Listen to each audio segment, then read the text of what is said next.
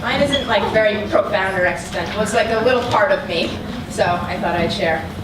I have so many notebooks. It's quite ridiculous, actually. They are scattered about my room as though fragments of a shattered crystal sculpture, like fragments of my soul. Each night, when I sit upon my bed to write, I must carefully select the desired notebook. Heaven forbid I accidentally recall the events of the day in my cozy nest of poetry, or blend the mechanics of my fantasy world with a vacation I took with my family 8 years ago. Dragons in Utah, imagine. In the first drawer, on the right side of my desk, is my diary. But I never called it that, back when I did use it. It was my journal, because that sounded more professional for an aspiring writer to have than a diary full of gossip and complaints.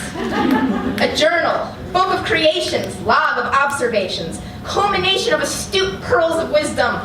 Not to mention that carrying around a diary would make me mainstream. A prospect worse to me than dipping my toes in molten rock. I haven't written it for a few years now, but I remember it to be very informal, conversational, though several of my deepest sentiments are submerged within it, buried with morsels of treasure that I will not dig up for fear I will unearth the demons, the cries for help screamed into a college-ruled void.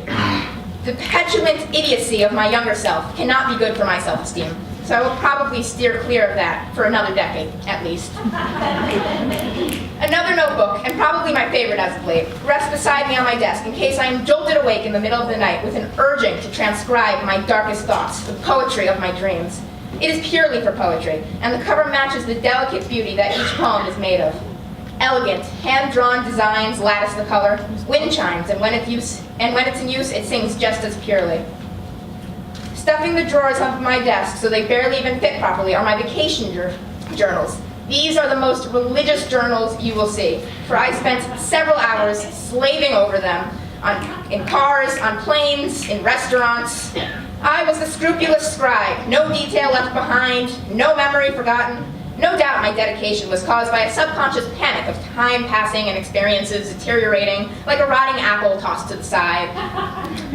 I tried to fill these journals with personality, attitude, and those funny little stories most people forget. There are at least 5 of these journals, and I'm sure they are not all where they are supposed to be.